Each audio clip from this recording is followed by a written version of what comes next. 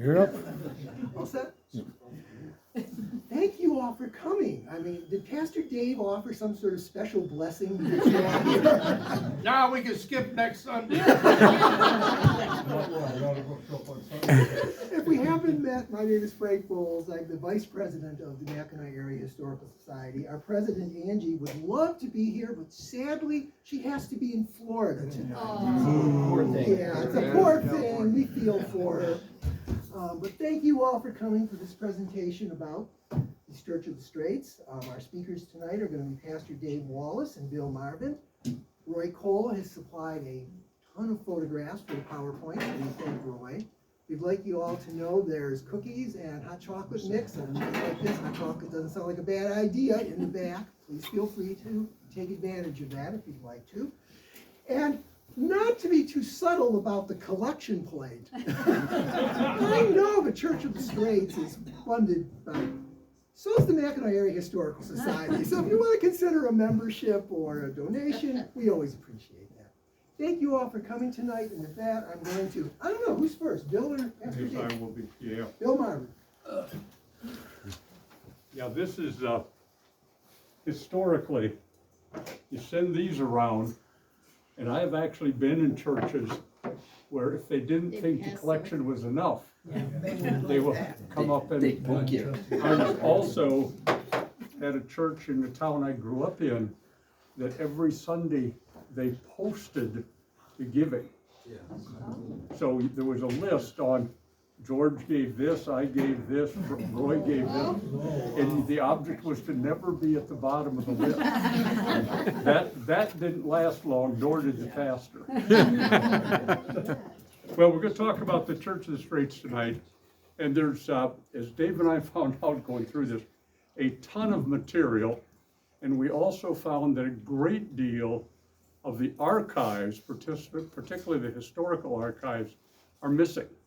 There's just not a, what you would call a church history that you can just grab hold and take hold of. But we do have, how many of you are familiar with Memories of Mackinaw? This book was put out by two lovely ladies, Judy Ranville and Nancy Campbell. And I knew one of them very well, and the other one I didn't know so very well. But they put this together in 1976 and did a marvelous job. And one thing we'd love to know is where is all the documentation that they used to put this together? Because there's just a tremendous amount of documentation in here. But we started off as two small Presbyterian church, two small Protestant churches here in the Church of the Straits. And one of the inaccuracies in here is there's a statement that says something about the first organized church in the Strait. Any religion was one of these Protestant churches. That is not true. There were Catholic churches in Mackinaw City in the 1700s. The first church was built in the fort in 1715. That church was destroyed, and another one was built in 1741. And those became what finally became St. Anne's on the island today, when it was all moved over there in 1781. But I want to just use some of this to tell you a little bit about the background. The first mention we have of the Presbyterian Church in Mackinaw City is from the minutes written by Henry Conkling. Henry was Edgar's brother. Edgar had two brothers, Jim and Henry. And of course, Edgar was the one who platted Mackinaw City. Presbyterian preaching the day of C.W. Stimson. It says Simpson, but I believe that's supposed to be Stimson. What was the old hotel? Was the Simpson or the Stimson? Stimson. Yeah, that's what I thought. Hotel Mackinaw City, Michigan by the Reverend J.J. Cook. Then on July 11th, 1882, organization, the first Presbyterian Church of Mackinaw took place in the office of Dr. Henry Conkling. This was the first church organization of any denomination in Mackinaw City. That's the inaccurate part. And there's a lot of detail here, but upon reception of the church membership, Mr. Gain and Dr. Gain and Dr. Conkling were elected elders and were regularly ordained by the laying on of hands, which is a process that we still use in our church and is very common in the Presbyterian church. They were still installed into office, after which the First Presbyterian Church of Mackinaw City, Michigan was duly organized. So that's in 1882. 1882. 2 lots for the church were offered by Dr. Conkling, gifts from himself and his brother, James, in Springfield, Ohio. I was just looking to see if I could Oh, okay. get the first. Yeah, hit the first slide. Oh, now it's freezing up on me. Did we wait too long and it said I'm going to sleep? There we There go. we go. This is where the current manse that we have sits. By the way, I did some Googling today, because we got a lengthy discussion about what is a manse and what's a parsonage.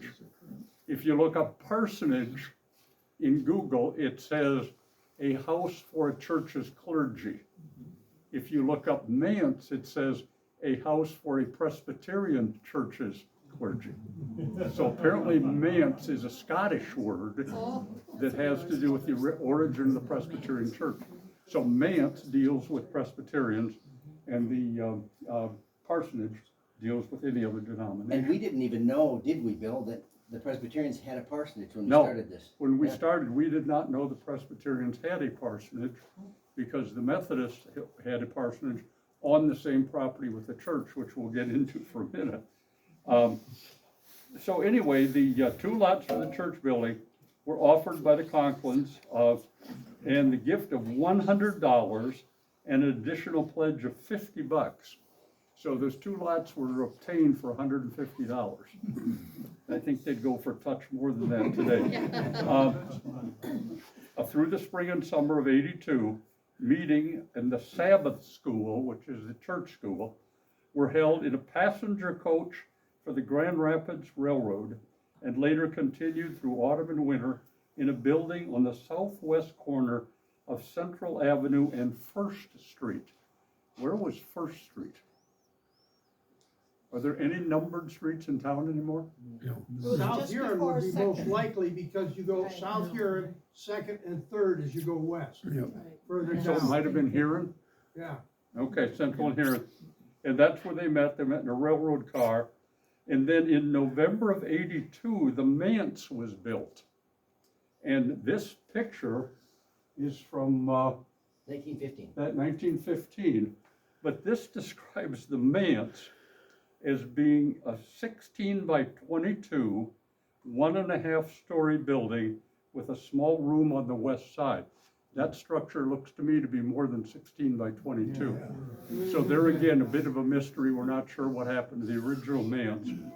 The erection of the church building was begun in April of '83, and the first service was held in it on Sunday morning, August 12th, 1883. September 26th marked the dedication Sunday, with Reverend L.M. Schofield of Grand Rapids preaching the sermon, and the dedication of Reverend Marsh as its pastor. So that was the Presbyterian church. The Methodist church, the honor of holding the first Protestant service in Mackinaw City belongs to the Methodists. In the year 1870, Reverend Elder Riley, desiring to be the first minister to present a sermon in the frontier town, arrived from Sheboygan and held services in the home of George Stimson. This was the only dwelling at the time in the village. So this article says that in 1870, the only building in Mackinaw City was George Stimson's house. Now, whether that's accurate or not, I it don't was, know. Bill. But now that's the church on the. Yeah, that's the church in the manse. This is the Oh, Methodist church parsonage. and the parsonage, and That's- we're sat in the same triangle. it's And right over here. Is that? later on, Dave's got some documentation. There were 2 serious fires in the manse of the Methodist church. And those 2 serious fires, we learned from an ex-member, and also there's some notations that those Right 2 here. serious fires destroyed a lot of the records. Can I just read this form right here? This is Yeah. down here.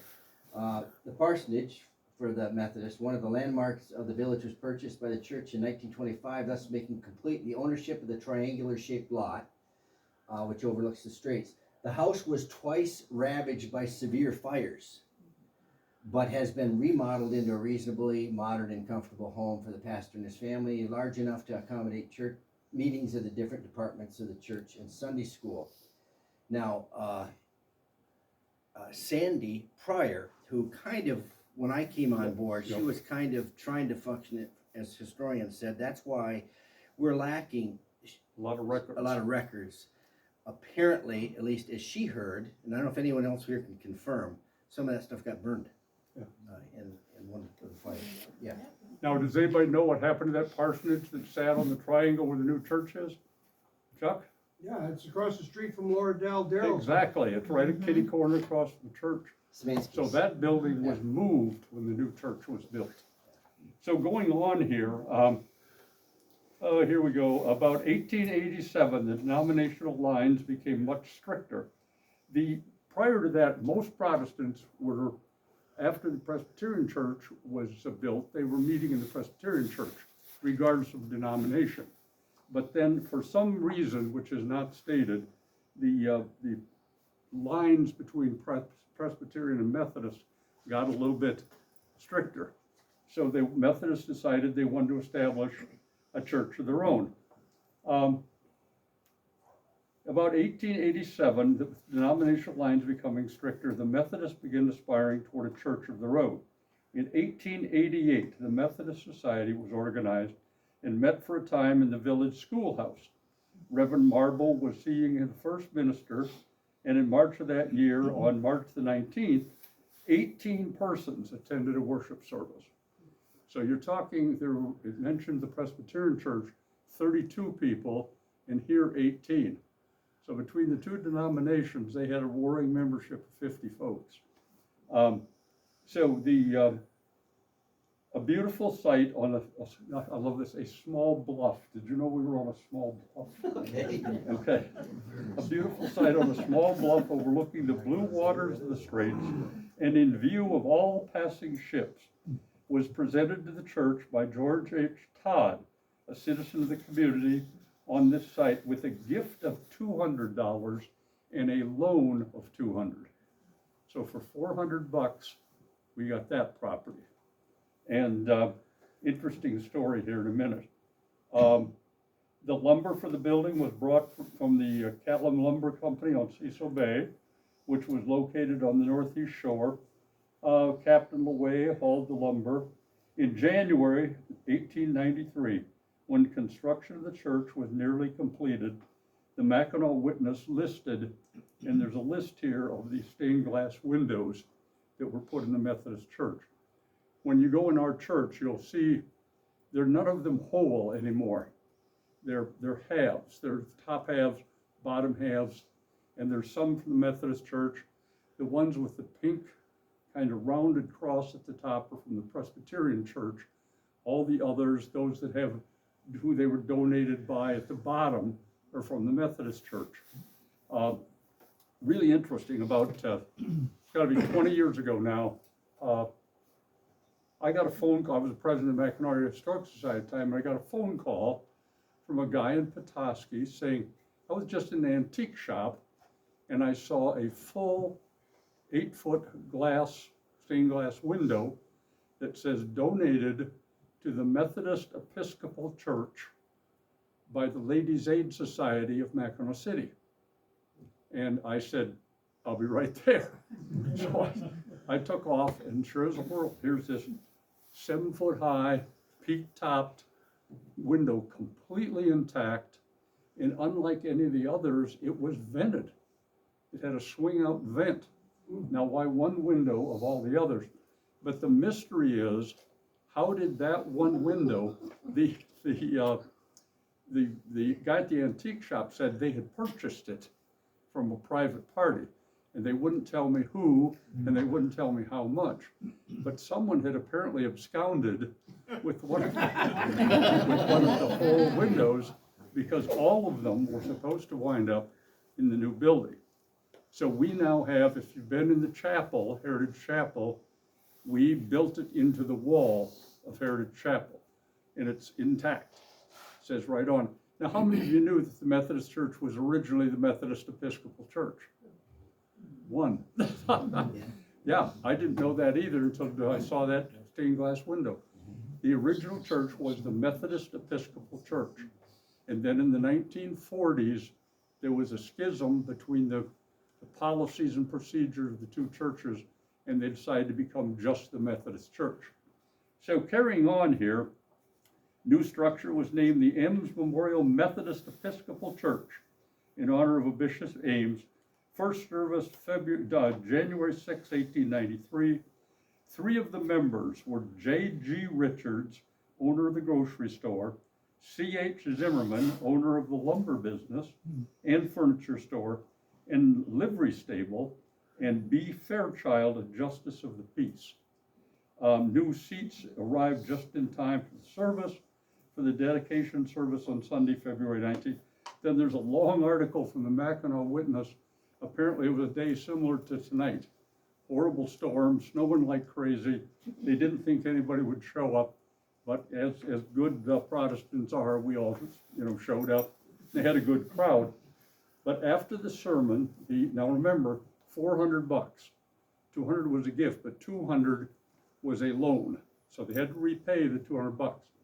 So following the sermon, the pastor came out with a big anchor, and on it he had taped slips of paper from 25 cents to 50 cents to $1 up to, I think, $2.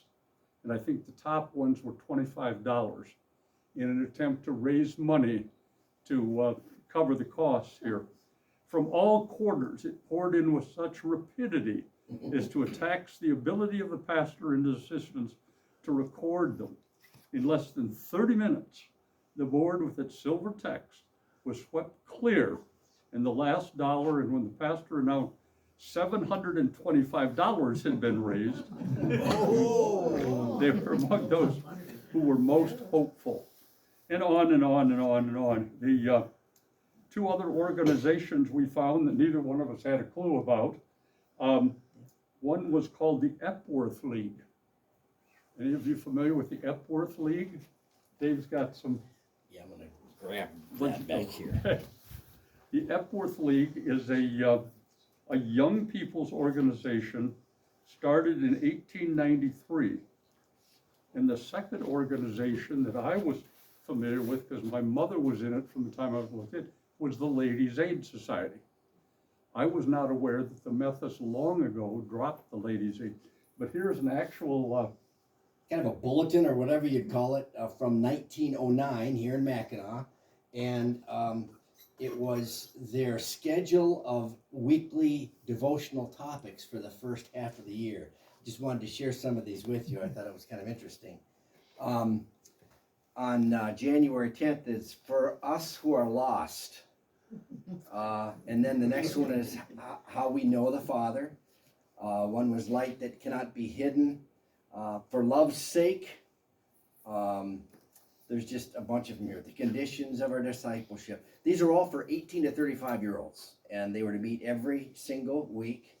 And this was just the kind of, Roy found that somewhere. And this was, I got it from Dorothy Kruger. okay. Which was in her file. Yeah. Okay, yeah. And I thought that was interesting. Bill had never heard of that, and I had heard of the Epworth League. I said, that's a Methodist thing, but I didn't realize this. But we'll leave these pictures out there for you to look at afterwards, too. Then in 1902, records of the Ames Memorial Episcopal Church listed 30 members. And the following were trustees. Again, Mr. Richards, Mr. Neal, Durha, D-U-R-H-A, Van Helen, Marks, and Willits. Those were the folks who, the financial building of the church became greater as the years went on. Through the 1910s, 20s, 30s, and 40s, neither church basically could sustain itself. They were short on people, they were short on money, and they just could not sustain themselves.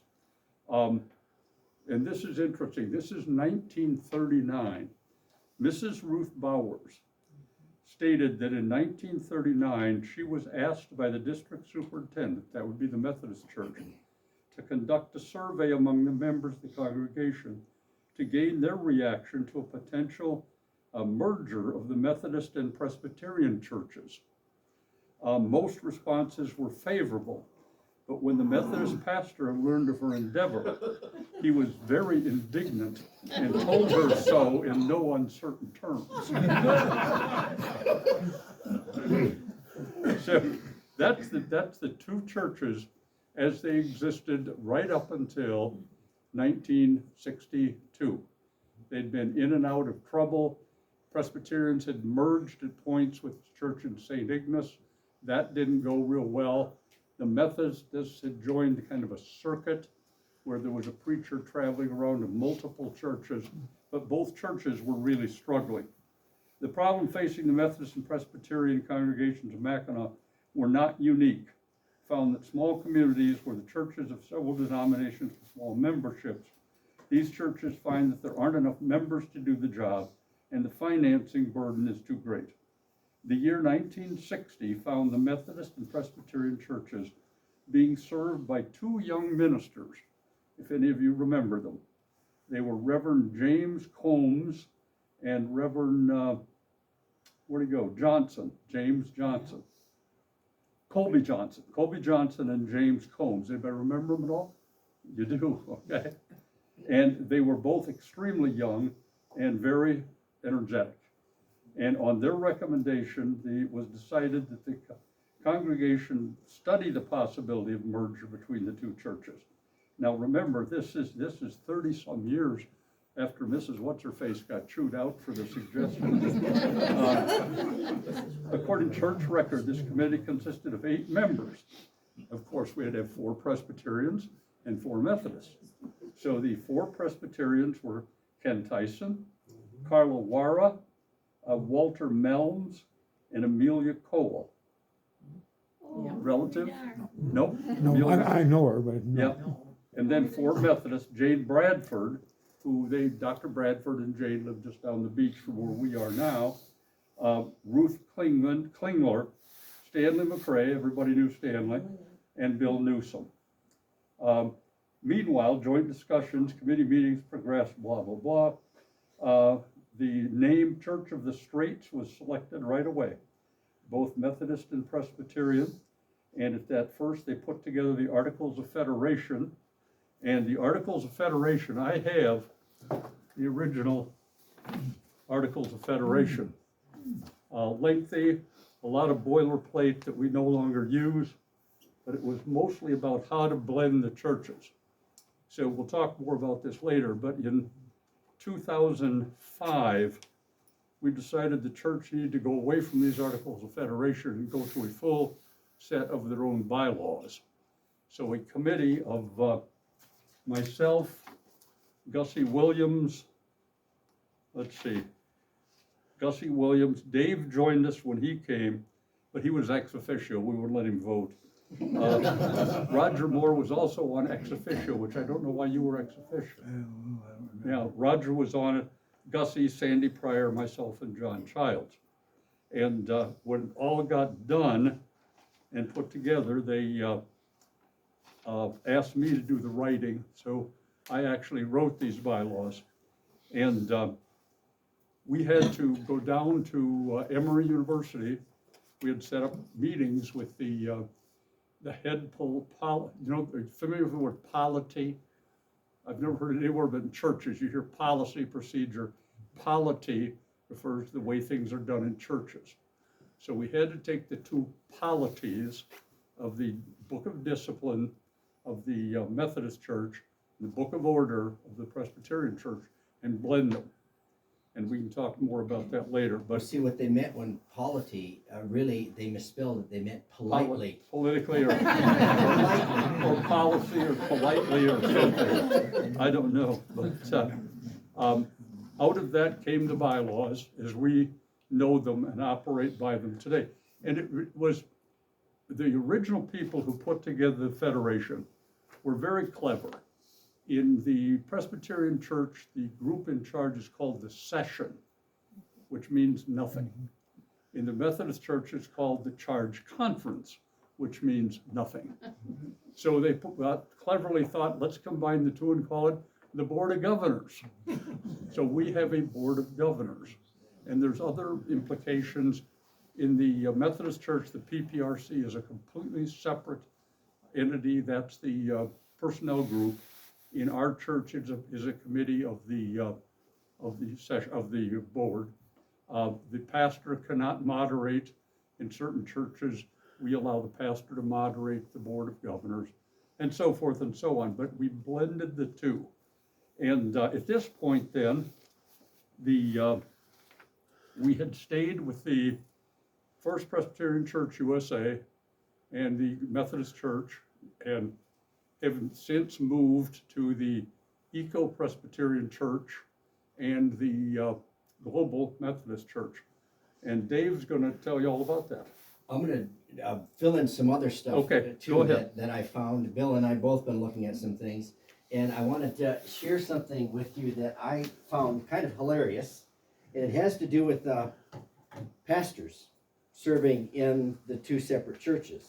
Oh, yeah. And I found this. I don't know who got it for me, doesn't matter. But anyway, I wondered if you could tell me now, in the first 77 years of the Ames Methodist Episcopal Church, how many pastors do you think served in that Methodist church? Just guess. 77 years. 77 years. 35. 45? 60. 47 pastors in the first 77 years of its life. You know what that means? That's like about a year and a half per pastor. But you have to understand, in the Methodist Episcopal Church, just like the United Methodist Church, it's an appointment system.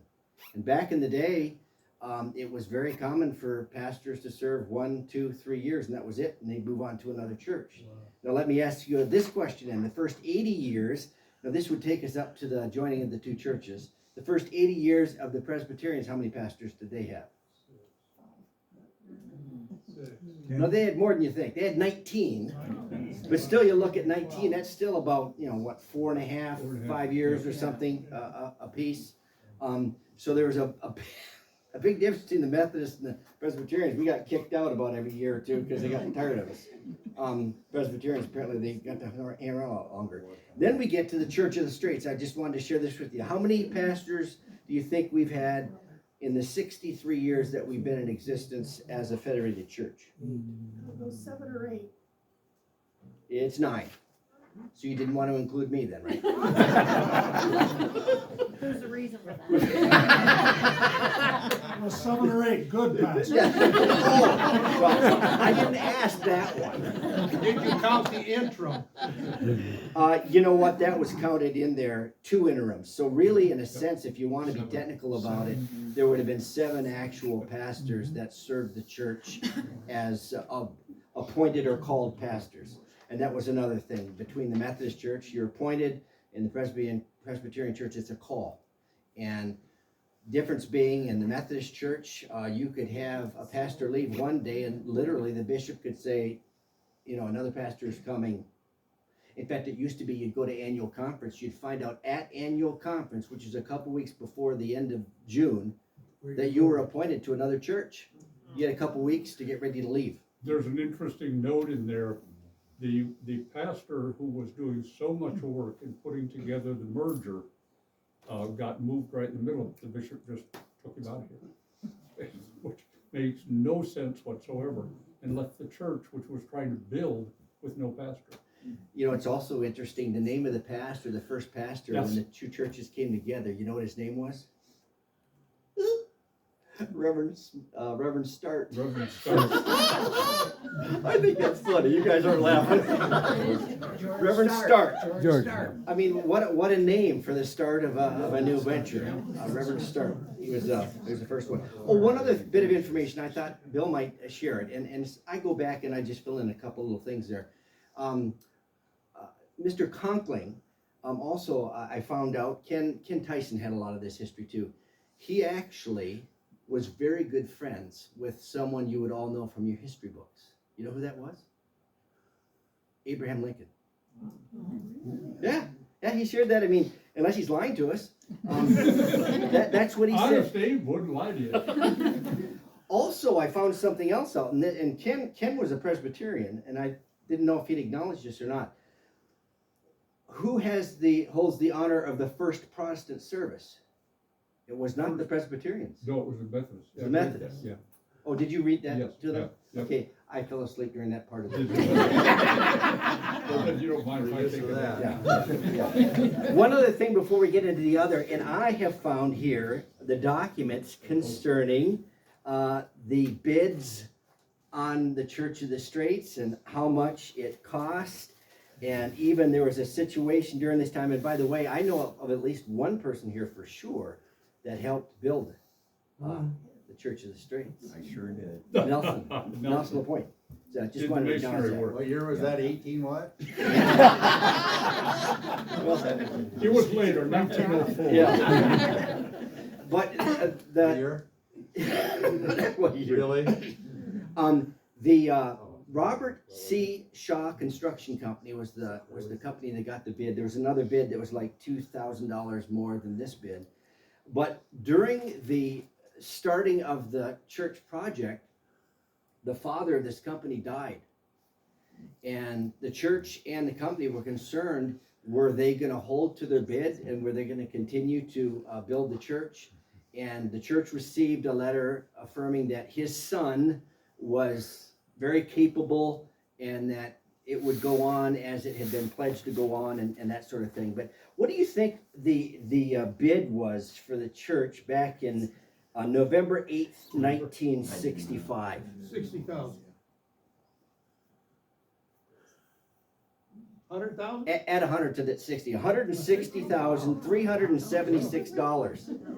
The original bid was a lot more than that. Apparently, we wanted to have the Taj Mahal or something for a church, $267,000. And they went back to the drawing board and cut out over $100,000 because it says in item line number 28, this alternate is not deducted from the base bid of $267,000. We're offering an alternate bid, and it came to this $160,376. That's because they did away with the classrooms under the sanctuary. Was that where a lot of that That's was? what Ken told me. Yeah. So I thought that was kind of interesting. I mean, you couldn't build the church for near that nowadays. You still have the information on the donation from. Yes, that too. We looked at the donations, and you know, a lot of people who know the history of the church know that McCormick was a major contributor to the church, and we were looking at this building fund summary of 1966, and at that point they had a building contract of $170,000. I imagine things go up as you. $10,000 for equipment and a few other little things here. It totaled about $224,000. But anyway, there was a pledge that came to the church of $108,000, and it says Silver Springs Foundation. And Bill said, I don't know what the Silver Springs Foundation is. Well, I looked, and later on I saw that there was a $108,000 pledge that came from the McCormicks. Must have been the Silver Springs Foundation was the McCormick Foundation, and they contributed $108,000 for the church. All others contributed $30,000. There was a $56,000 mortgage, and we found in a jar over at the church, I didn't bring it over here, but apparently we didn't know what the ashes were, but it looks like the burnt mortgage. The mortgage was burned in 1971, which was years earlier than they thought. You know, that mortgage was taken out in the late 60s, mid-60s, and was burned in 1971. And there's a jar of ashes and a nice article in there. There's also the people who were on the original building committee. Anybody remember who the building chairman was, Chuck? Ken Tyson, wasn't it? Don Bell. Or Don Bell. Ding dong. Oh, Yep. maybe. Did I have one of You've those got here? some pictures there. I don't know if he was in this picture. There was some other pictures he had there too, but Don Bell was there with, let me see here. This is, that's Don Bell Yep, and Reverend Stark. and Reverend Stark. Yes, yep. An appropriate name for a pastor when you're starting a new church is Reverend Stark. Better than Reverend End. So these were pictures, for the groundbreaking and all that sort of stuff. These two gentlemen here, does anyone know a Charlie Fullman or an Ed Chase? And Yep. Chase lived right there in the corner by the Yeah. church. Okay, Right they next were to Laura. pulling out nails, and that wood, if you look in the parsonage, right now, you'll look in the garage, cause it's exposed. It's not 2x4s like the 1.5 by 3.5s. Mm. It's rough cut wood that was used for the parsonage. So a lot of the wood in the parsonage was wood from apparently the Presbyterian Yes. church. You know, when we remodeled the house before I Yep. think the Reverend Hurt got there, we tore out of the wall, tore it right down to the studs, and yeah, they're about this wide, Yeah, that's real wood. Yeah, And here's just some other pictures of actually building the, if you look in the lobby of our church, there's a display of all the old nails that were used. There's a display of some of the lumber, lots of artifacts and windows and things that were reused as much as possible. some pictures from, Roy, you one did of that these, picture, Roy, aren't you're, you? I mean, yeah, that's Roy. that's me. My dad's the bald-headed guy. Roy, Yep, yep. My mother's in there also, yep. Are you in there anywhere, Nelson? I don't think so. I have no idea what this is. You Yeah, gave us this anybody picture, I know? have no idea what this is. Yes, Meredith the Mole. Little Barnett. No, I meant the wood. Oh, Okay, I didn't, I don't know yeah. what the what is. Is For that the people. driftwood or off a boat Mary or? Beth It's off of a boat. Oh, is that Mary Beth? Oh my gosh. So anyway, What would be in among the pictures of the historic church like and the they're- building of the Church of the Straits? here's some early pictures of the, apparently they didn't have a whole lot of pews in some of these pictures here, like, that's the center aisle there. I don't know if there's another section over here maybe. Folding chairs and some short. Does anyone remember how it was set up? Well, this had to have been a couple of iterations, because when I came here in the 90s, the church was light color with light colored pews. yeah. And then we did a major renovation of the sanctuary. All the pews were taken out, stripped down, taken away, done somewhere off-site, came back, nice, the dark wood you see today, different carpeting was put in, the whole sanctuary was renovated. That was about 2000. Right around 99, 2000. 2000. And that's when so between that picture and the current, there were some long blonde colored pews. The pews were blonde colored. So I don't know what, That was kind of before the purchase. So, anyway, those are, I don't know if we have many more pictures here. Remember that's what the Presbyterian. That's a picture looking down, that would have been, that's the newer pews There's there. the light. But with the different colored, like carpeting. Pads. Yeah. Yep. who's that? Yes, yes. Anyone know who that is? That's just the, Oh, Mrs. Young. Yep. Yeah. Betty Betty Young Young. and Jansen. oh, I knew, Betty was still alive when I came here, Yeah. yeah. Betty She was here Young for, and yeah, Mrs. Jansen. okay. No, that's not, It's- that's not Joanne Jansen. It's a lady who lived behind us. What was her name? You have the same problem I do. Kitty corner there. Yeah. Yep. Okay, all right. Anyway, those are some pictures there. Bill just wanted me to kind of quickly go through our most recent changes that we've gone through, because I think we kind of covered pretty much everything else. And then you guys can ask all the questions you want. Most of you who are here, or a good number of you who are here, already know what we went through. But basically about 10 years ago, but it started well before then, we as a local congregation had some issues with where we thought the denomination was going theologically, and had some, what do you call it, overtures that were given Years ago. to the presbytery. This was before me, so I'm here, I'm going on my 19th year, so it was even before I came Oh, yeah. here. Several years. Um, The overture in a Presbyterian church is if you have a complaint with something that the presbytery is doing or moving toward, you submit what's called an overture. And that is an overture to bring it up and discuss it in the Presbyterian meetings. We submitted 2 of them that I was involved in. One was regarding this concept that you could call God anything you wanted to call it. If you want to call God George or she or whatever, feel free, and we submitted an overture regarding that. The second one was the Lordship of Christ, the concept of I am the truth, the way, and the life. No one comes to the Father besides through me. Well, they decided all of a sudden that, there's multiple ways to go to the Father. And so we submitted an overture. Both of our overtures were completely ignored. Never even came up for discussion. And so that's going back into 95, 96, 97, in that area.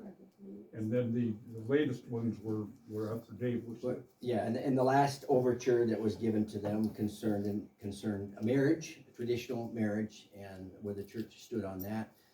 And so anyway, long story short, in the PCUSA Presbyterian Church, there was the beginnings of a split. We were a part of that. The church went through it. Kind of a difficult time because these are emotional things for the church to go through. And we ended up going with a new denomination called Evangelical Covenant Order Presbyterians. About 450 or so, 500 congregations throughout the U.S., a very small denomination, and we went with them. As we were going through that process and we were being questioned by the presbytery, they asked, what are you going to do if this happens to the Methodist? And they asked me that actually in front of the whole congregation. I said that I would leave. So that happened just fairly recently. 2 years ago, I can't remember now. And same thing happened with the Methodists. We went with a new denomination called the Global Methodist Church. And they have between 6,000 and 7,000 congregations that are presently with them. Almost entirely from the United Methodist Church. They went to the Global Methodist Church. Really, as far as the polity of the church, everything went unchanged because the Presbyterians still have a Presbyterian form of government. The Methodists still have held pretty much to the same form of government as the United Methodists, except that when it comes to clergy, in the UMC, when you're told to go, you just go. And really, the local church and the pastor that's coming in don't really have a whole lot to say about it. It's just like, you're going, so you're going. In the new denomination, probably because of complaints by congregations and pastors, it's a very collaborative approach. It's still an appointment system, but it's a collaborative where lots of input from the congregation and pastor as well, if they want to, switch denominations, whatever. But that's where the church is now. We had to change our name from the Church of the Straits to Church of the Straits.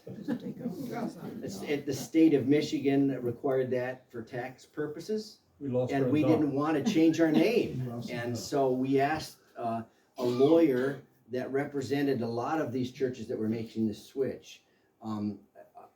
You could retain them for relatively cheap. And we asked, could we change our name from the Church of the Straits to Church of the Straits? And they said, I think you can. The legal name was the Church of the Straits. And the funny thing about it, on our sign outside the church, it always said Church of the Straits. It never said the Church of the Straits. At least the one on the side of the church. I think the back one does. One did and one didn't. Right. Yeah, the back, the one facing the bridge does, and the one on the side of the church says just Church of the Straits right on. So that we didn't even have to change that one. Duct tape the. Yeah. I don't know. I think it probably still says it. But anyway. Mike took care of it. Yeah. Mike So anyway, that's I guess as best we could gather, that's some of the history of the Without church going from way over. beginning to end. Questions? What did you, when you put the Articles of Federation, is that what they're called? That's the first ones, yeah. Where did you how did you know what to do? I mean, I wouldn't have known. The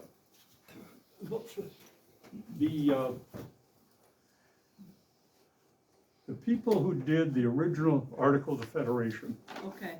did a marvelous job. I cannot say enough about how well they did this. Unfortunately, whereas ours at the end say who was on the committee, this doesn't. Now, some of you may remember, some of you may have been on the committee, but it does not state who put these together, but they're very, very well put together. So we had a great foundation. Okay. When we started to do this to bring it up to date, which was badly needed, like I said, I went down to Emory University and sat down with a guy who, did we decide he's Methodist or Presbyterian? Well, Methodist. Emory University is a Methodist institution. So.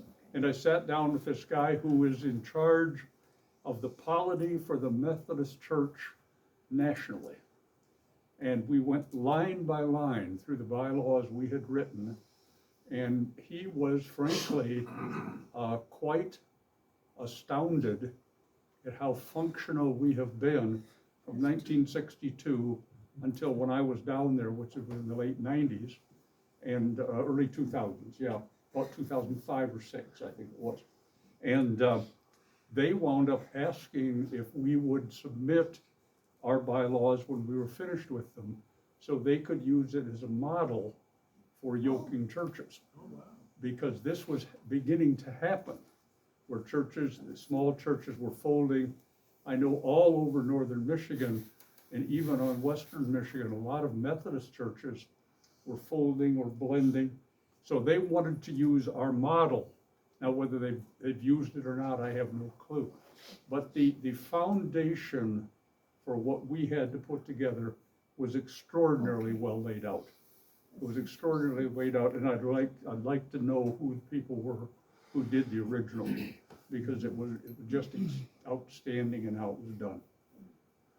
And I had a great committee working with me.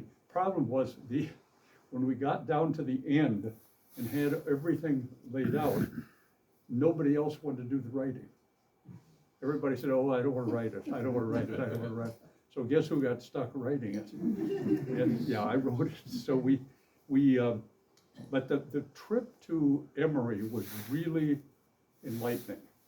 To sit there with this guy who's got, if you ever look at the robes in a church, it's like in the military, every circle on the robe designates education, I believe. And this guy had about 72 stripes up his arm. And he's sitting there chatting with me about, now, how'd you think about that? You know, how'd you blend the moderator's role? How'd you do this? How'd you do that? And I don't know, Dana was with me down in Atlanta. I don't know how much time I spent with him. The Presbyterian guy, I had an appointment with him the same day, but he had to bail out and we wound up doing it over the phone. But the same kind of a thing. They were just, you know, we always used to call Presbyterians the frozen chosen. And I think what was the nickname for the Methodists? I can't remember. I don't know. But the fact that we could blend into this Church of the Straits is unique. And, you know, I've done guest preaching all over the place. Been in churches that were so spiritually dead, I couldn't believe it. Been in churches that were so spiritually alive. This is a very unique church. This is a very unique church. We have a membership somewhere between 180 and 200. On Sunday, we have 100 people in the pews. That's 50% of the whole membership. We've been in churches with 1,500, 2,000 members, and there's 300 people who attend service on Sunday. Yeah. Look at this tonight. Look here. Here's 60 people lined up to hear the history of the Church of the Straits. The other thing is, today, if you were to say, how many of you grew up staunch Presbyterians? That's 3. How many of you grew up staunch Methodists? 6, 7, okay? So all the rest of you, thank God you're here. Thank God you're here. I thank you for that. You know, thank God you're here. And it's such a open, welcoming church. You know, it doesn't matter who you are, it doesn't matter what your background is, come on in.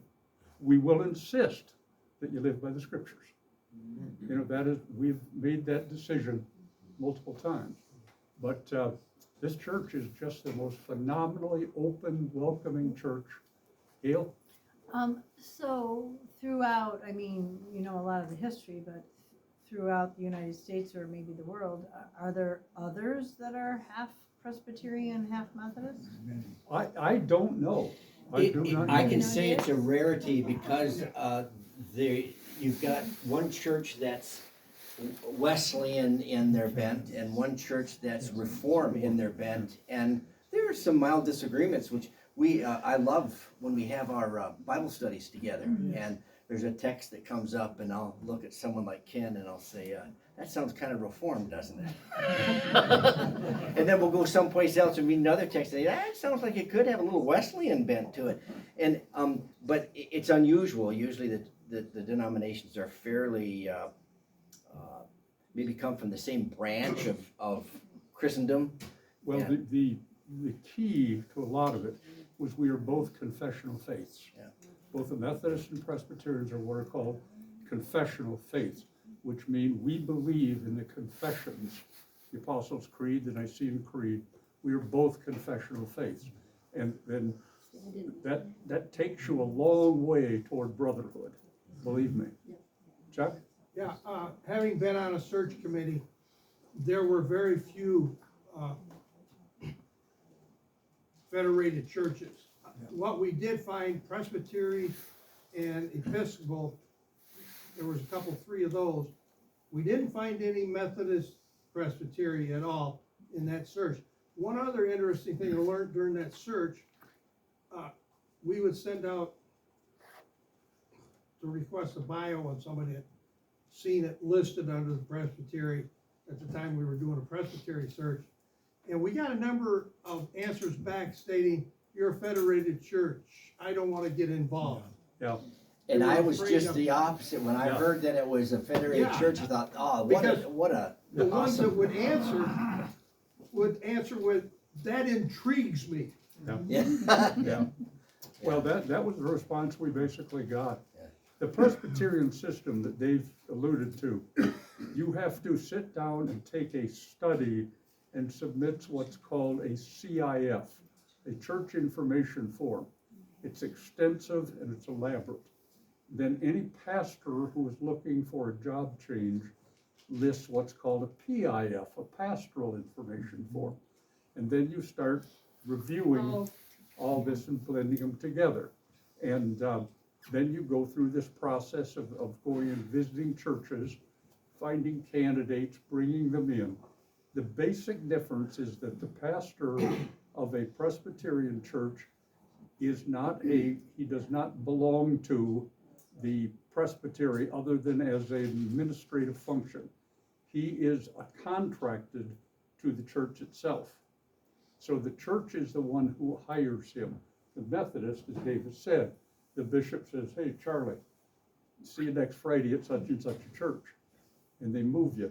The little article in here about the pastor moving the pastor right in the middle of this building the Church of the Straits is somewhat amazing, because either they didn't want the Church of the Straits to get built or some reason, because this guy was doing a great job.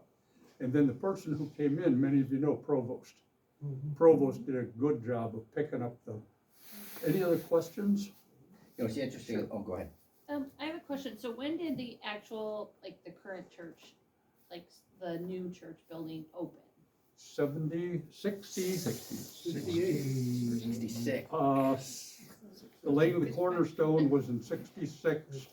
By the way, the committee was Don Bell, Keith Darling, Dorothy Darrow, Judith Leet, Roger McCormick was on the committee, Bud Miller, John Scherf, Kenneth Tyson, and Betty Tyson. And then the church opened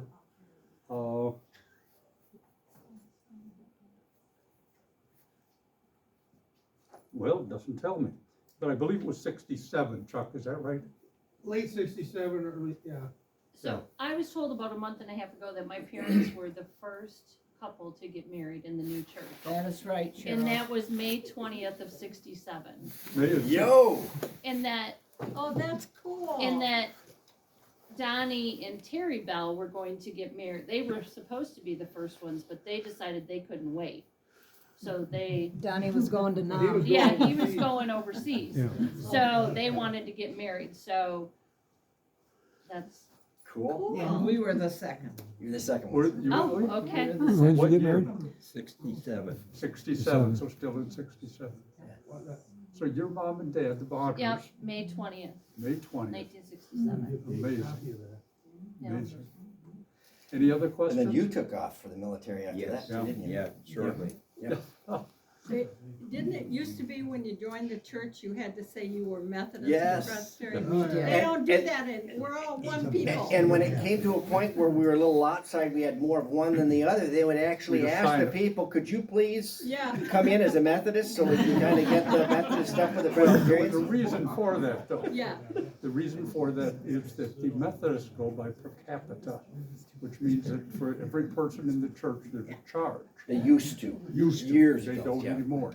So you needed, and in the bylaws, one of the things we wrote in the bylaws is that we would always keep expenditures to the Presbytery and the Methodist exactly the same, as Roger Yeah. will recall.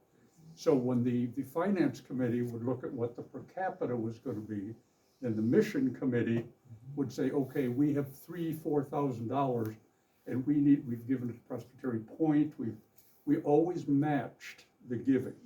So that's why they used to do that, so they could keep track, Roger. When Jack Richards was here as an interim. Right.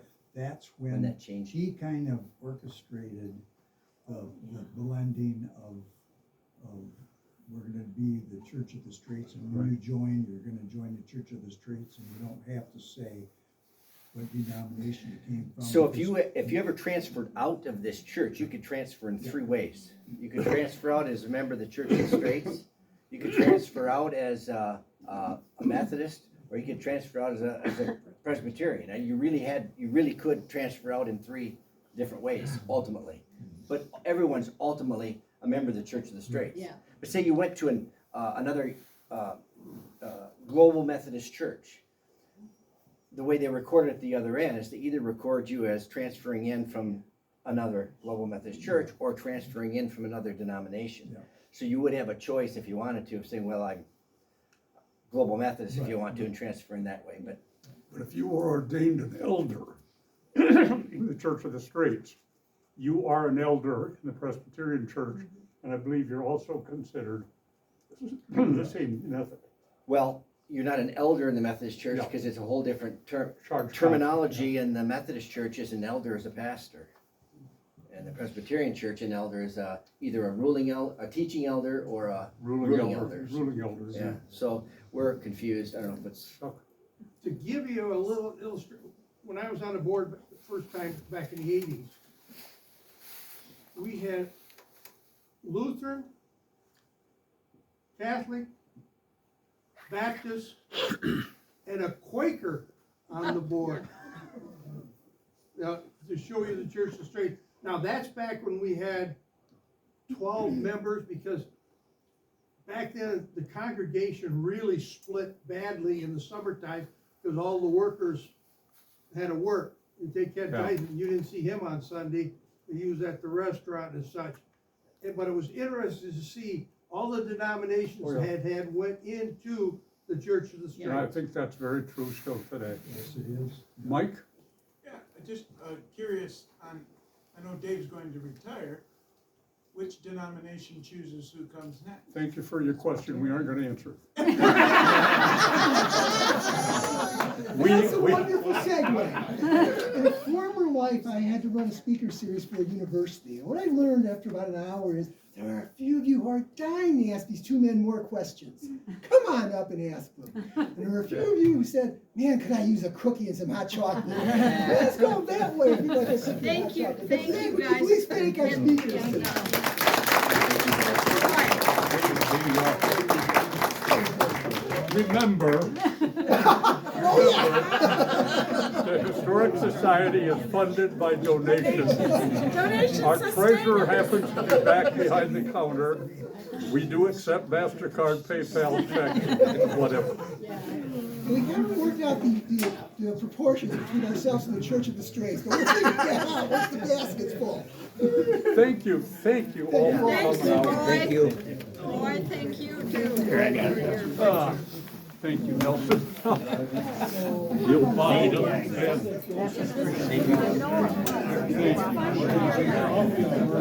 a great turnout.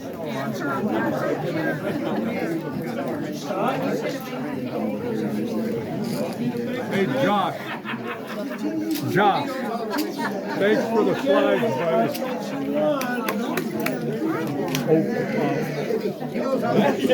Drop it. Thank you. I'll let you rest that. Thanks, Bill. First one's married. Yeah. Second one. When did Donnie get married? After he got I don't out? remember. What if they did it?